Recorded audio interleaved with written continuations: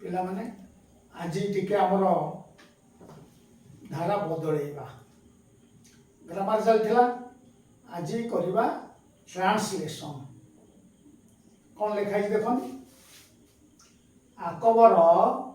मुगल साम्राज्यर प्रकृत स्थापयिता थिले कर्ता होची अकबर सब्जेक्ट अकबर वर्ब होची थिले अकबर वाज मुगल साम्राज्यर प्रकृत स्थापयिता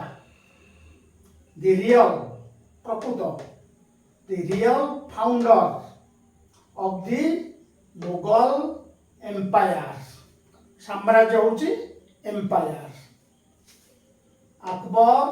was the real founder स्थापयिता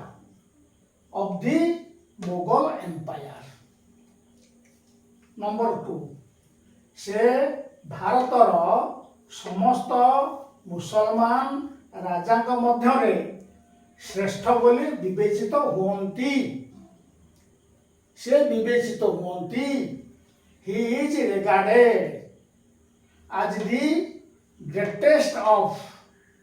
all the Muslim kings of India. India रे जते मुस्लिम किंग सब शासन करुଥିଲେ तांको भितरे ये होचंती ग्रेटेस्ट कोन हला ही is regarded as the greatest of all the Muslim kings of India. Number 3 तांकर दैहिक बल और सहनशीलता क्षमता विस्मयजनक थिला कौन विस्मयजनक थिला तांकर दैहिक बल फिजिकल स्ट्रेंथ सहनशीलता क्षमता क्षमता होची पावर ऑफ टॉलरेंस सहनशीलता tolerance his physical strength and power of tolerance were wonderful subject dita physical strength गोटा power of tolerance गोटा दीटा subject तेणु were हैला आउ थरे पढुची तांकर दैहिक बल और सहनशीलता क्षमता विस्मयजनक थिला his physical strength and power of tolerance were wonderful. Number 4 जने महायोद्धा थिले सुधा युद्धरे तांकर आसक्ति नथिला योद्धा योद्धा होची वॉरियर आसक्ति पैशन जने महायोद्धा थिले सुधा युद्धरे तांकर आसक्ति नथिला though he was a great warrior he had no passion for war आउ थोड़े बोल्स though he was a great warrior he had no passion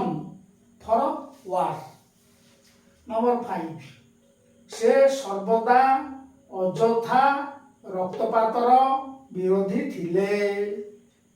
से सर्वदा अଯଥା रक्तपातर विरोधी थिले अଯଥା अननेसेसरी अଯଥା अननेसेसरी रक्तपात ब्लड शेड रक्तपात होची ब्लड शेड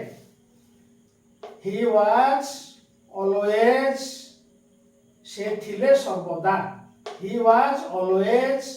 विरोधी आभर्स आभर्स टू आभर्स पाखरे टू बसिबो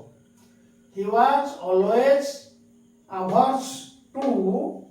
अननेसेसरी ब्लड शेड नहले आभर्स जदि न लिखिबो he was always against unnecessary bloodshed कले चलिबो आभर्स टू न लिखिले हबो ही वाज ऑलवेज एगेंस्ट विरुद्धरे unnecessary bloodshed। हौ पिला माने ट्रांसलेशन केमिति लागिला परस्पर आलोचना करिवो भलो लागिले कमेंट करिवो आउ सब्सक्राइब करिवो। आज एति थाउ गुड नाइट।